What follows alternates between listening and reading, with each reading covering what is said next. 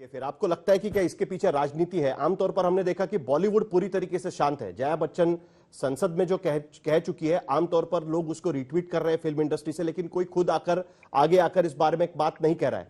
तो कंगना रानावत या रवि किशन जो आज स्टेटमेंट दे रहे हैं, क्या उसके पीछे आपको राजनीति लगती है? आप खुद राजनीति में रह चुकी है, भले ही आप कह रहे कि अभी आप नहीं है किसी पार्टी के साथ में, लेकिन क्या इसके पीछे आपको राजनीति नजर आ रही है?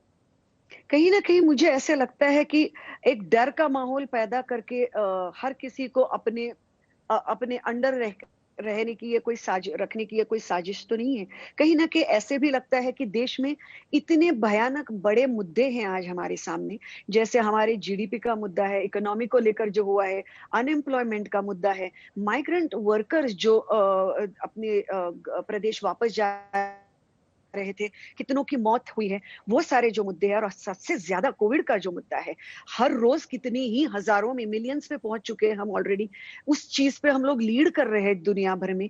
ये सारी जो चीजें हैं, मुझे लगता है इन सारी चीजों से कहीं हमारा ध्यान हटाने के लिए तो नहीं सारे बड़े बड़े चैनल्स प्राइम टाइम पर सिर्फ और सिर्फ यही मुद्दे लेकर चल रहे हैं। मुझे लगता है मुद्दा बहुत नहीं तो अहम है, जरूरी है। अगर बॉलीवुड ड्रग्स जैसी की इतनी बात, अहम मुंबई में जो इंडस्ट्री ड्रग्स का माहौल है उसको लेकर बात, मुंबई में जो ड्रग का सिंडिकेट चलता है, इस पर अगर बात करने से अगर लगता है कि मुंबई का नाम खराब हो रहा है, तो ये कहां किस हद तक सही है आपके नजर से? नहीं, मुझे नहीं लगता कि सिर्फ उन्होंने ड्रग्स के मामले में मुंबई का नाम लिया है। उन्होंने जनरली ये कहा है कि मुझे पीओके की तरह लगता है, मुझे तालिबान की तरह लगता है, और मुझे लगता है, सच कहूं तो मुझे हंसी भी आती है कभी कभी कि मुंबई जैसे आज के एक क्या कहते हैं विचारों में, आचारों में, हर एक दिशा में सबसे ज्यादा आगे रहने वाले शहर को आप ये सारी अगर नाम दे रहे हो, तो मुझे नहीं लगता कि दुनिया भर में कोई भी जगह आपको सेफ लग सकती है। क्योंकि आज अगर हम पूरे देश में देखें कि अलग अलग प्रदेशों में क्या क्या हो रहा है, मैं बता सकती हूँ आपको, लेकिन इसका मतलब कहीं ना कहीं मैं उन प्रदेशों पर भी टिप्पणी कर रही हूँ और कहीं कहीं वो गलत ना साबित हो जाए। लेकिन कहीं कहीं पे भी हो, यूपी में हो, बिहार में हो, या फिर आज हरियाणा में 2 लड़कियां जेल में थी और पुलिस के लोगों ने कुछ के ऊपर सेक्सुअल असॉल्ट की केस आई है सामने। ऐसी कई सारी चीजें हो रही है, दलितों के ऊपर अत्याचार हो रहे हैं कई जगहों पे, महिलाओं के ऊपर के अत्याचार खत्म ही लेने का नाम नहीं लेते।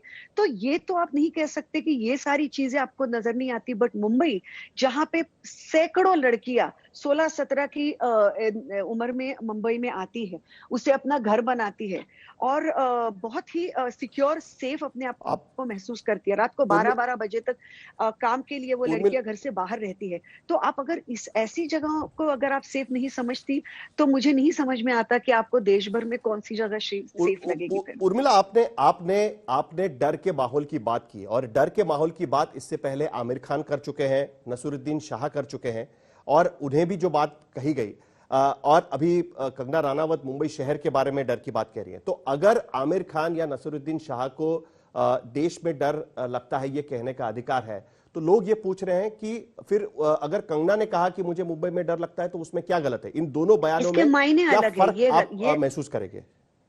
गलत तो कोई जी भी नहीं है, गलत तो अपनी अपनी जगह हर कोई सही ही होता है, क्योंकि वो उन्होंने उनके जी एक्सपीरियंसेस होते हैं। मायने समझ जी में लेना पड़ेगा कि कौन से मायनों में वही क्या कहते हैं विधान क्या कहा गया था, किया गया था। जब इन दोनों ने ये चीज कही थी, तो उन्होंने एक सोशल तरीके से कही थी कि कहीं ना कहीं आज अगर फिल्म इंडस्ट्री शांत है, कुछ भी इसके ऊपर आवाज उठाने से डर रहे हैं लोग, तो यही सोचकर डर रहे हैं कि यार अगर मैंने ये बातें कही, तो कहीं मेरी फिल्म सफर ना करे, मेरे करियर ना करे। तो इस तरह के जो डर लोगों के दिलों में है कि मुझे भी लोग देशद्रोही ना समझे। ये तो मुझे आजकल ये इंटरव्यू जब आपका अभी जब चल रहा होगा इसके, तो ये जो सारे डर लोगों के अंदर बिठाए गए हैं, वो उस डर के बारे में बात कर रही थी। और कंगना सिर्फ मुंबई में उन्हें उन्हें फिर वहीं पे वहां पर भी कुछ एक दो चंद लोगों की वजह से जो डर लगता है, उस डर की बात कर रही थी। तो मुझे कहीं ना कहीं लगता है ये जो कहना है वो अपने आप में ही क्या कहते हैं एक तरह का दोगलापन उसमें नजर आता है कि आप इतने वर्षों से जब इस शहर शहर में रही, आपने अपना नाम कमाया, फिल्में बनाई, सब कुछ ओके किया, ओके। तब आपको इनसिक्योर नहीं लगा? आपको अभी 1 महीने में ऐसा क्या आपने किया है या किसी और ने किया है कि ये सब हुआ है? तो ये सारी चीज़ें सोचने जैसी है और इस सारी चीज़ों का मैं चाहती हूँ कि आम आदमी इसके ऊपर सोचे, भारतीय जनता इसके ऊपर सोचे और फिर अपने मुद्दे बनाए। सुशांत सिंह की हत्या या आत्महत्या जब भी हुई, मैंने इसके बारे में सबसे मतलब ये बहुत ही दुःख भरी और दर्दनाक चीज़ है और इसके बारे में कोई दो राय नहीं है। लेकिन उसके लिए कुछ लोगों को ज़िम्मेदार ठहराना उनके ऊपर जब सीबीआई जाँच कर रही है, सबको उनको अपना काम करने देना चाहिए। नहीं, वो डर की बात इसलिए भी शायद कह रही होगी कि आपने सुना होगा कि शिवसेना के सांसद संजय राउत ने बयान दिया और कहा कि हरामखोर उनको कहा गया। ठीक है, तो जिस तरीके से टिक्का टिप्पणी हो रही है उसके वजह से उनका यह कहना हो सकता है कि एक महिला को इस तरीके से संबोधित करना यह डर की बात हो सकती है। क्या ये बात आप सही मानती है? मुझे लगता है कि महिला के बारे में और ये सब चीज़ों के बारे में इस वक़्त बात ना करें तो बेहतर होगा। संजय राउत जी ने अगर जब ऐसा कहा वो शब्द वहाँ पे इस तरह इस्तेमाल करना सही नहीं था, ये मैं भी मानती हूँ। लेकिन मुझे लगता है कंगना जी ने कौन क्या शब्द यूज़ कर रहा है, इसके ऊपर अगर टिप्पणी ना ही की तो अच्छा होगा, ऐसे आपको नहीं लगता? जिस तरह की भाषा वो खुद इस्तेमाल करती है, एक महिला होकर, दूसरी महिला के बारे में, देश के बारे में, सोसाइटी के बारे में और अपने आप को देशभक्त कहलाती है। क्या वो सही है? कौन-सी अच्छे घर की संस्कारी घर की लड़की किसी के बाप के ऊपर, ये क्या उखाड़ लोगे के ऊपर या ये सारे तरीके के शब्द इस्तेमाल करती है और फिर भी अपने आप को विक्टिम मानती है, फिर भी अपने आप को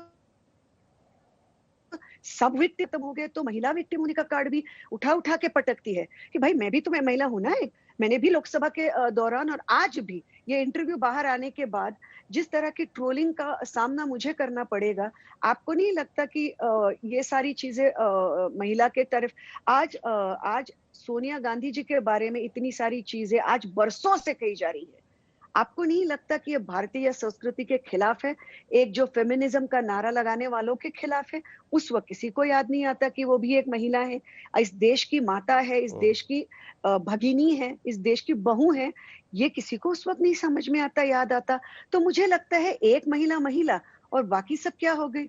तो आदमी ने तय करना चाहिए कि क्या मुझे अबला नारी का रूप करना जी। है या मुझे फेमिनिज्म के कार्ड पे मैंने कभी मेरे इलेक्शन के दौरान महिला होने का कार्ड अगर यूज जी। किया होगा, आज भी कोई मुझे दिखा दे, मैं कुछ भी हार जाऊंगी। मेरे ऊपर मैंने धर्म बदला, जी। मैंने क्या क्या मेरे ऊपर भी मेरे पति के ऊपर टिप्पणियां कही गई, मेरे ऊपर की गई। ये सारी चीजें अगर कोई किसी दिन प्रूव कर पाया तो मैं जो भी आप कहे कहने के लिए तैयार हूँ। लेकिन इतनी जी। सारी टिप्पणियां, ट्रोलिंग, सब कुछ मैंने सहा। एक मैं भी तो महिला थी, लेकिन मैंने कभी नहीं कहा कि यार मैं महिला हूँ इसलिए मेरे ऊपर ये। आप या तो ये कार्ड खेलिए या वो खेलिए, नारी शक्ति की जी। जी। बात कीजिए जी। और कि मैं लूंगी उर्मिला ये जी, जो भी होगा, या तो फिर आप नारी सम्मान कीजिए, दूसरी नारी का भी सम्मान कीजिए। नमस्कार, मैं हूं अंजना ओम कश्यप। हमें उम्मीद है ये वीडियो आपको पसंद आया होगा। लेटेस्ट खबरों के लिए यूं ही देखते रहिए आज तक और इस वीडियो के पसंद आने पर लाइक, शेयर एंड सब्सक्राइब करना ना भूलें।